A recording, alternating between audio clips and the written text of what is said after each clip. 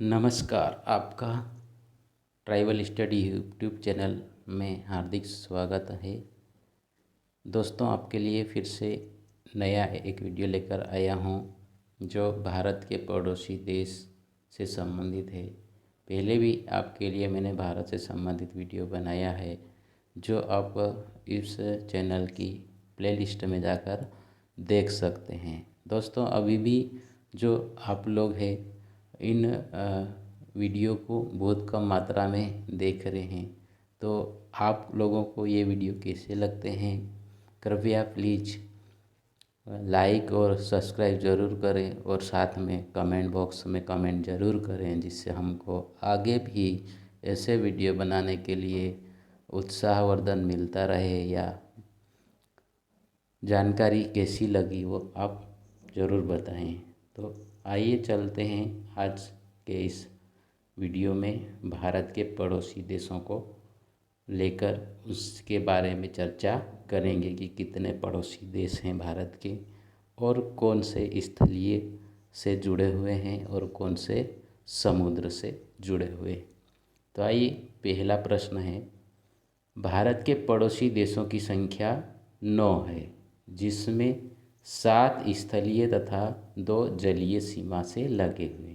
मतलब कुल कितने देश हैं? 9 है। उसमें से स्थलीय सीमा मतलब डायरेक्ट स्थल भाग से जो 7 देश हैं वो जुड़े हुए हैं और 2 जलीय क्षेत्र से लगे हुए हैं। 3 देश बांग्लादेश, म्यांमार और पाकिस्तान भारत की स्थल एवं जल सीमा से लगे हैं। मतलब ये क्या है? दोनों से लगे हैं, जल से भी है और स्थल भाग से भी। उसी तरह भारत के स्थलीय सीमा से लगे जो 7 देश हैं उसमें नाम आपको बताते जा रहे हैं। पहला आपका पाकिस्तान, दूसरा अफ़गानिस्तान, तीसरा चीन, चौथा नेपाल, पांचवा भूटान, छठा म्यांमार और सातवां आपका बांग्लादेश हो जाएगा। तो ये सभी क्या है? स्थलीय सीमा वाले देश हैं। उसी तरह जो उससे लगे हुए और भी देश हैं, तो भारत की स्थलीय सीमा के जो उत्तर में है वो कौन सा देश है? तो चीन एवं नेपाल। मतलब जो उत्तरी भाग से लगे हैं या उत्तर की जो स्थलीय सीमा है उससे लगे हुए देश 2 हैं। एक तो चीन है, दूसरा नेपाल। उसी तरह हम दूसरे और देश की बात करते हैं, जैसे उत्तर पश्चिम में कौन सा है? आपका अफ़गानिस्तान। मतलब ये उत्तर पश्चिम भाग में लगा हुआ क्षेत्र है। उसके बाद बात करते हैं पश्चिम में कौन सा देश है? तो पश्चिम में आपका पाकिस्तान हो जाएगा, पूर्व में आपका बांग्लादेश हो जाएगा एवं म्यांमार। मतलब पूर्व में आपके 2 देश हो जाएंगे, एक तो बांग्लादेश हो जाएगा, एक म्यांमार हो जाएगा। तथा उत्तर पूर्व में, इधर की ओर उत्तर पूर्व में, तो उत्तर पूर्व में आपका हो जाएगा भूटान। तो ये आपके स्थलीय सीमा वाले देश हो गए। किसके आधार पे? दिशाओं के आधार पे। उसी तरह हम आगे बात करते हैं कि भारत का सबसे छोटा पड़ोसी देश कौन है? आपका भूटान है। मतलब जो सबसे छोटा और कैसा है? पड़ोसी देश है, तो वो आपका भूटान हो जाएगा। भारत की सबसे लंबी अंतर्राष्ट्रीय सीमा किसके साथ लगती है? तो बांग्लादेश के साथ। और सबसे छोटी सीमा किससे लगती है? तो वो आपकी अफ़गानिस्तान के साथ। तो ये प्रश्न भी आपके हमेशा पूछे जाते हैं कि सबसे अधिक लंबी अंतर्राष्ट्रीय सीमा वाला देश कौन सा है, या किस देश के साथ लगी हुई है, या सबसे छोटी सीमा वाला देश कौन सा है या किसके साथ लगी है। तो आपका सबसे लंबी अंतर्राष्ट्रीय सीमा वाला देश कौन सा है? बांग्लादेश। और सबसे छोटी सीमा वाला देश आपका अफ़गानिस्तान हो जाएगा।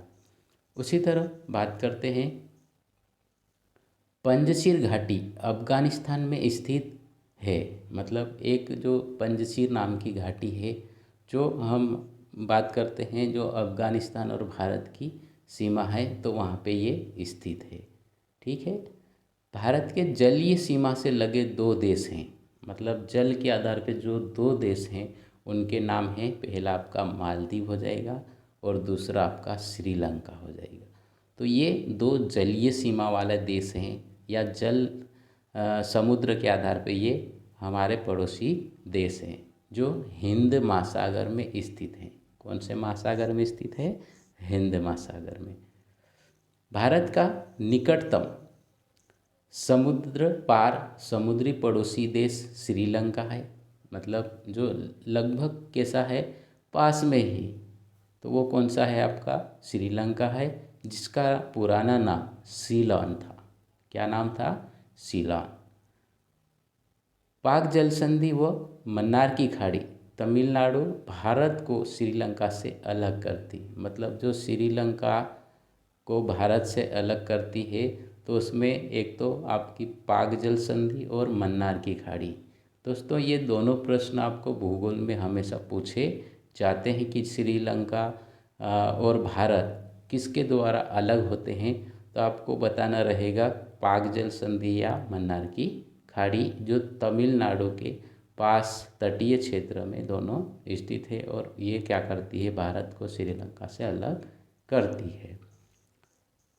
अगला प्रश्न हो जाएगा आपका, श्रीलंका को किस उपनाम से या किन उपनामों से जाना जाता है? तो श्रीलंका को रत्नों का महाद्वीप, पूर्वी समुद्र की स्वामिनी तथा भारत की चाय की बूंद कहा जाता है। मतलब इनके 3 उपनाम हैं, रत्नों का महाद्वीप, या पूर्वी समुद्र की स्वामिनी तथा भारत की चाय की बूंद आदि नामों से उसको जाना जाता है।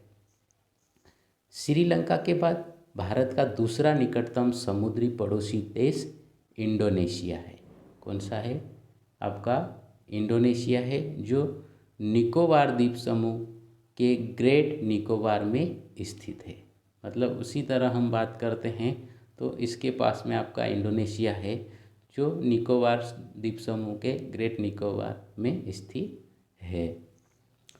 भारत के कुल 16 राज्य तथा 2 केंद्र शासित प्रदेश जम्मू कश्मीर एवं लद्दाख पड़ोसी देशों की सीमा से लगे हैं।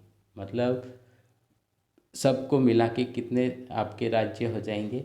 16 तो राज्य हो जाएंगे और 2 केंद्र शासित प्रदेश। इन सभी के साथ क्या है? पड़ोसी देशों की सीमाएं लगी हुई है। भारत देश की सीमाएं प्राकृतिक एवं मानव निर्मित दोनों प्रकार की हैं। मतलब जो भारत की जो देशीय सीमा है वो प्राकृतिक रूप से भी है और मानव के द्वारा निर्मित भी है। प्राकृतिक की बात करते हैं तो आपका हिमालय पर्वत आ जाएगा, या जो समुद्र तट क्षेत्र है वो आ जाएगा। उसी तरह मानव निर्मित मतलब जो मानव के द्वारा बनाई गई है। तो इसी आधार पे ये क्या है? सीमाएं बनाई गई है प्राकृतिक और मानवीय आधार पर। अगले प्रश्न की बात करते हैं। मानव निर्मित सीमा में कुछ सीमा अध्यारोपित किसी बाह्य शक्ति द्वारा आरोपित होती है। मतलब क्या है इसका? कि जो कुछ सीमाएं हैं मानव द्वारा बनाई गई है तो वो आरोपित की गई होती है। मतलब कोई बाहर से आक्रमण न कर पाए, या कोई भी व्यक्ति उस सीमा को लांघकर हमारे क्षेत्र में न आ पाए। उसी तरह अगला प्रश्न, भारत तथा पाकिस्तान के मध्य सीमा रेखा अध्यारोपित सीमा का एक उदाहरण है। मतलब जो भारत और पाकिस्तान की जो बॉर्डर बनाएगी, सीमा बनाएगी है, वो किसी है? अध्यारोपित है, और वो मानव निर्मित सीमा है। सर क्रीक विवाद भारत पाकिस्तान के बीच हुआ है। मतलब जो सर क्रीक विवाद हुआ है वो कहाँ किसके बीच हुआ है? भारत और पाकिस्तान के बीच हुआ है। सर क्रीक कच्छ दलदली भूमि के रण गुजरात को पाकिस्तान से अलग करती है। मतलब ये कहाँ पे स्थित है? ये गुजरात का जो कच्छ का रण है वहाँ पे स्थित है, या उसके आधार पे ये भारत और पाकिस्तान को अलग करती है। उसी तरह रेड क्लिफ, कौन सी? रेड क्लिफ भारत एवं पाकिस्तान के बीच की सीमा रेखा है। मतलब जो भारत और पाकिस्तान के बीच की जो सीमा रेखा है उसको रेड क्लिफ के नाम से जाना जाता है, जिसका निर्धारण कब हुआ था? 15 अगस्त 1947 को सर रेडक्लिफ द्वारा किया गया था। मतलब 15 अगस्त 1947 जब क्या हुआ था, भारत आज़ाद हो गया था, तब क्या किया गया था, इस सीमा रेखा का निर्धारण किया गया था। अगले प्रश्न की बात करते हैं। भारत का भूभाग जो पाकिस्तान के कब्जे में है, पाक अधिकृत कश्मीर पीओके कहलाता है। मतलब अभी भी जो कुछ हिस्सा है जो कहाँ पे किसके अधिकृत में है, पाक अधिकृत में है, उसको पीओके के नाम से जाना जाता है। तो इस आधार पे इसको पीओके कहा जाता है। अगले प्रश्न की बात करते हैं। विश्व का सर्वोच्च शिखर माउंट एवरेस्ट ये कहाँ पे स्थित है आपका, ये भी आपका इसी हिमालय क्षेत्र में या सीमा के रूप में, प्राकृतिक सीमा के रूप में ये पाया जाता है।